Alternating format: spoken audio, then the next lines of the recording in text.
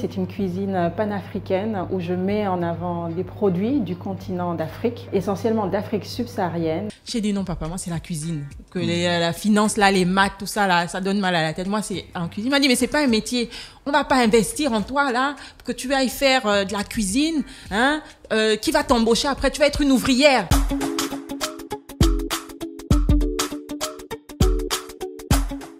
Dans la culture africaine, une fille bien élevée doit savoir cuisiner, parce que sinon elle n'est pas bonne à marier. C'est vrai que dès l'âge de 9 ans, ma mère m'avait dit voilà, quand je ne suis pas là, c'est toi qui reprends le rôle de maîtresse de maison, parce que je suis l'aînée des filles. Donc dès l'âge de 9 ans, j'ai commencé à cuisiner, donc à commencer par des petits plats, cuisiner avec ma grand-mère, avec mes tantes, les cousines.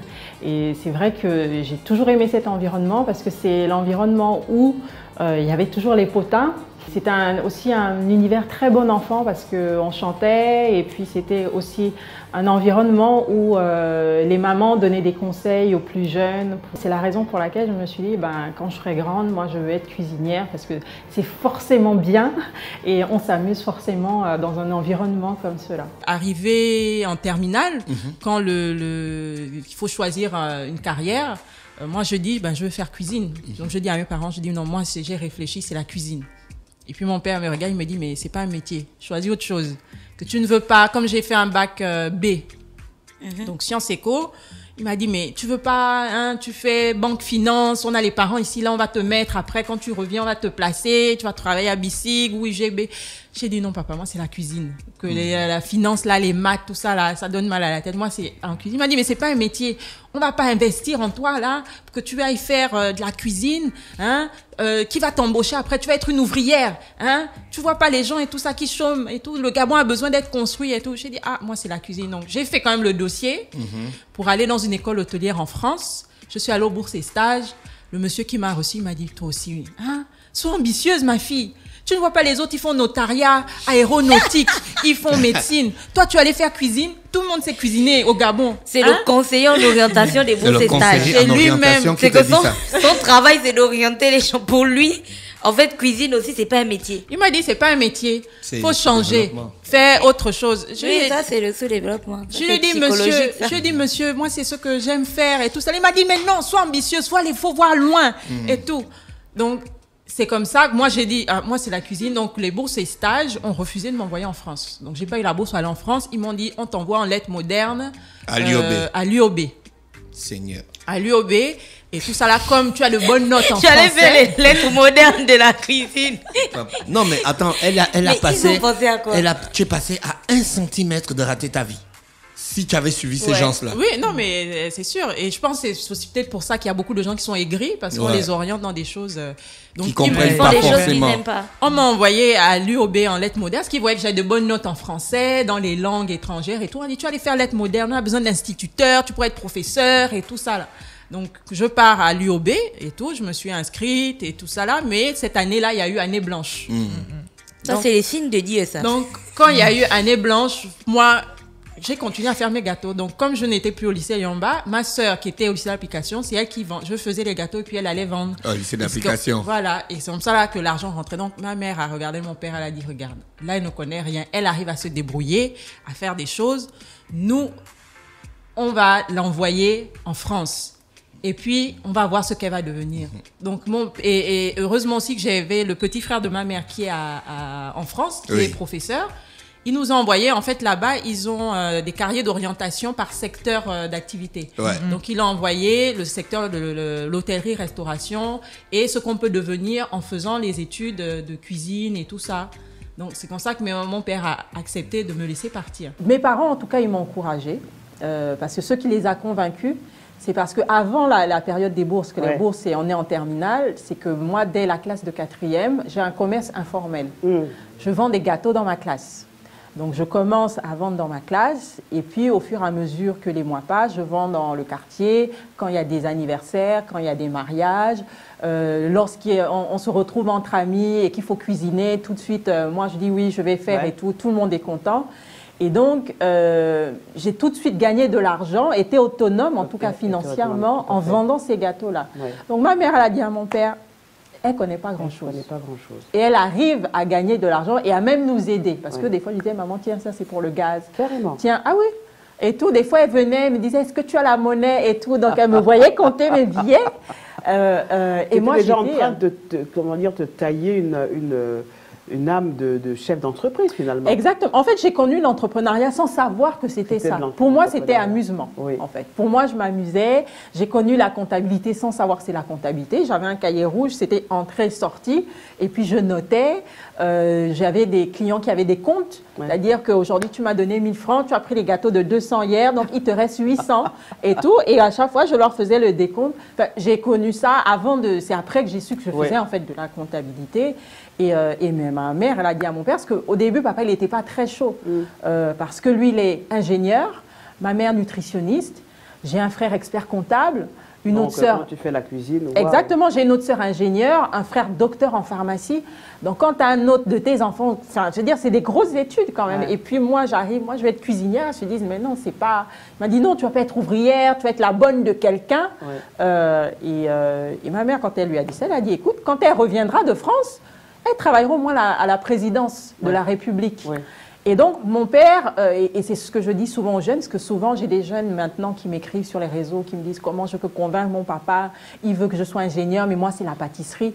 Je dis, mais il faut convaincre vos parents. C'est ça. Parce que vos parents, ils s'inquiètent. Ah non, mais nos parents, tu parles un peu, bam, bam, bam. Non, non, les clients.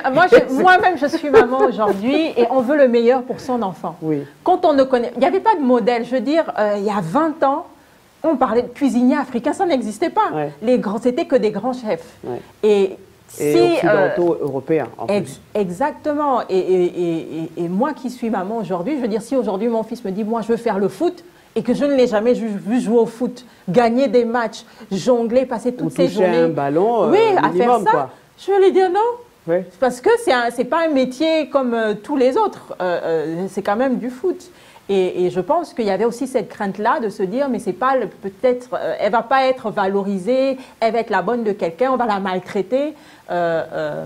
Et mon père, quand il a vu que je me débrouillais, que je vendais, que j'étais, voilà, les gens venaient. Assez entreprenante. Ah, mais moi je veux commander les gâteaux chez Anto et tout, Anto aussi. Donc il a dit, bon, il y a quelque chose. Il y a quelque chose là.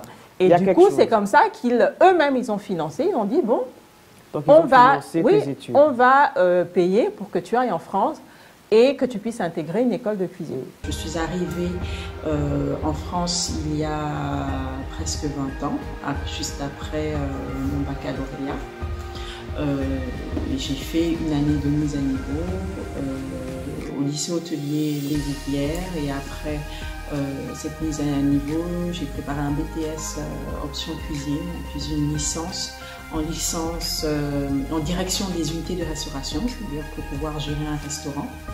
Ce qui m'a permis de travailler comme directrice de restaurant dans une grande brasserie située en province, en France, dans la ville de Montélimar. J'ai travaillé au Hilton Intercontinental à Cannes, j'ai travaillé avec des meilleurs ouvriers de France près de Saint-Tropez.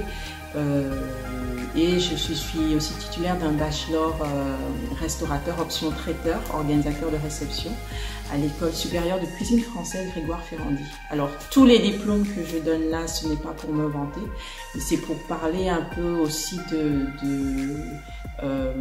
moi mon projet quand je suis arrivée en France, c'était pour vraiment ramener toute cette connaissance pour pouvoir la mettre au service des cuisines d'Afrique. Donc quand je parle, je ne parle pas juste pour parler, mais je parle parce que je me suis formée, je parle parce que j'ai voyagé, je parle parce qu'il y a une expérience derrière qui me permet aujourd'hui, qui me donne une certaine légitimité pour pouvoir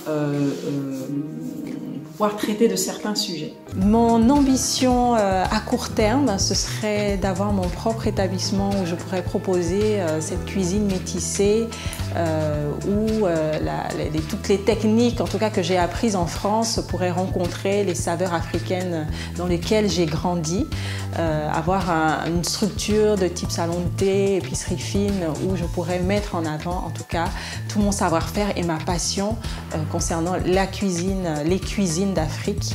Et à long terme, ce serait de faire partie des 10 meilleures chefs femmes au monde.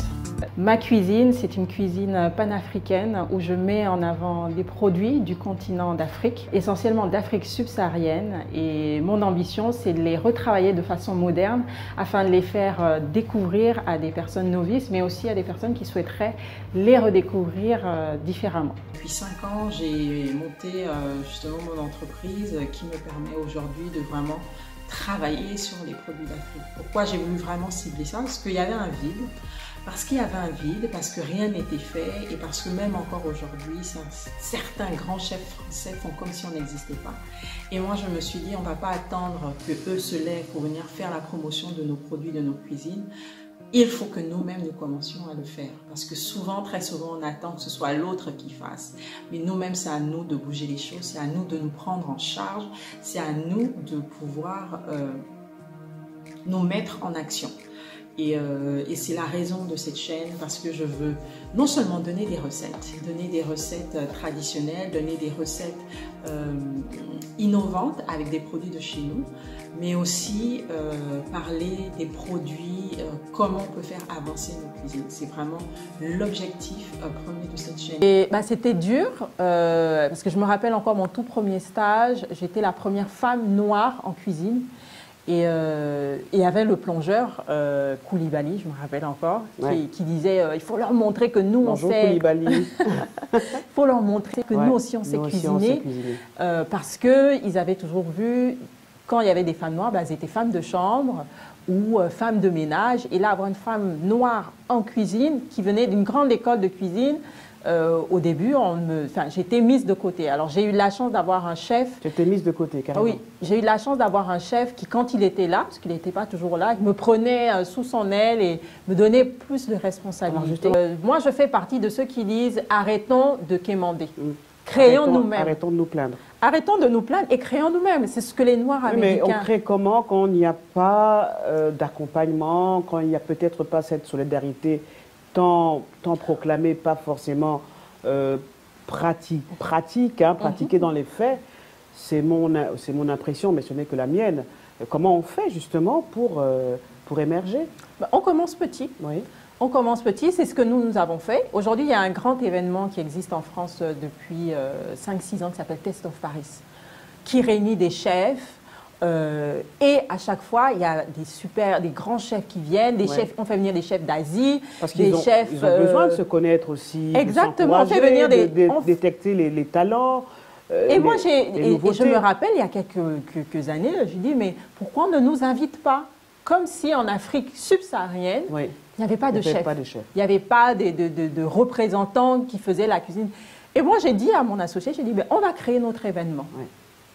Et quand ils vont voir qu'il y a un public, ils viendront nous chercher après. Et c'est ce qu'on a fait. Et on a créé en 2018 We Eat Africa. We Eat Africa, la première année, on a cherché des sponsors. Les gens nous ont dit, on ne croit pas en votre projet. Vous allez trouver les chefs où ça n'existe pas, des chefs africains, mais ils sont où? On ne les a jamais vus, on ne les connaît pas. Etc., bien sûr, ils nous ont dit ça. Pour réunir des journalistes en la conférence de presse, c'était très difficile. Mais au final, notre événement, 2 semaines avant l'événement, on était sold out. On avait vendu tous les tickets. On avait, et ça a connu un grand succès. Les gens nous ont dit, mais c'est génial. Et les médias sont venus. On a eu des médias internationaux, Radio France International. En tout cas, les gens sont venus. Ils ont dit, mais on ne pensait pas que c'était possible en France. Et ça a tellement bien marché qu'on nous a demandé la même chose en Afrique. Donc là, on a fait en 2019, donc l'année dernière, au Sénégal, et ça a encore cartonné. Cette année, donc le mois prochain, nous serons à Lomé au Togo, et on revient à Paris au mois de juin pour le festival We Eat Africa avec de nombreux chefs. Et maintenant que ces personnes-là qui ne nous calculaient pas voient toute l'émulation, voient les personnes qu'on met en avant, l'engouement et tout, et surtout que malgré le prix de nos billets, les gens achètent et sont prêts. Les gens sont venus, ils ont dit... Alors, il est à combien le billet? Alors, à l'époque, là, on l'a beaucoup baissé, mais la première édition, on avait des billets VIP à 150 €. Et le billet d'entrée était à 39 €. Et les personnes mangeaient toute la journée. Et avec ça, au début, quand on a fixé les prix, j'ai dit, mais est-ce que les gens vont venir? Parce que nous, les Africains, on aime quand c'est des petits prix et tout. Les gens sont venus. Les obstacles que j'ai rencontrés, le premier, c'est moi-même. J'ai dû faire face à mes peurs, j'ai dû faire face au manque de confiance en moi, aux doutes, au fait de remettre tout le temps à demain ce qui pouvait être fait aujourd'hui. J'ai dû faire face aussi au manque d'organisation et pour remédier à cela, j'ai suivi pas mal de coachs en ligne, de coachs de développement personnel. J'ai lu beaucoup de livres sur le développement personnel. J'ai assisté à des forums pour entrepreneurs et ça m'a permis de ne pas me sentir seule dans cette aventure qu'est l'entrepreneuriat et de voir qu'il y avait d'autres personnes qui pouvaient connaître les mêmes défis ou les mêmes galères que moi. Le deuxième obstacle que j'ai rencontré, c'est tout ce qui est moyens financiers. Il faut savoir qu'en France, en théorie, il faut 1 euro pour monter son entreprise, mais ce n'est que de la théorie, parce que rien que le fait, tout le côté administratif pour monter sa boîte nécessite pas mal de moyens. Et du coup, mon projet a connu un peu de retard parce que je n'avais pas tout ce qu'il fallait en termes financiers pour pouvoir commencer. Et déjà de commencer au niveau où ils sont, parce que beaucoup de gens me disent comment on fait pour devenir comme tu es. J'ai dit mais moi j'ai commencé en fait au niveau où j'étais. J'ai commencé à l'école, je vendais des gâteaux et au fur et à mesure au fur et à mesure j'ai ajouté un peu de connaissances. C'est les livres de cuisine. Après les livres de cuisine ça a été l'école, mais je suis pas arrivée à l'école d'un coup. J'ai d'abord acquis un peu d'expérience, j'ai eu des connaissances auprès de ma grand-mère, auprès de mes tantes, auprès de ma mère et au fur et à mesure, je me suis spécialisée dans ce que je voulais faire. Donc déjà qu'ils commencent là où ils sont et puis qu'ils ne baissent pas les bras, de toute façon on sera critiqué. Donc autant être critiqué en faisant ce qu'on aime. Voilà. Ce que je pourrais conseiller à quelqu'un qui a envie d'entreprendre, c'est de décider d'entreprendre. J'aime bien cette citation de Nelson Mandela qui dit le courage, ce n'est pas de ne pas avoir peur, c'est d'avoir peur, mais d'affronter sa peur.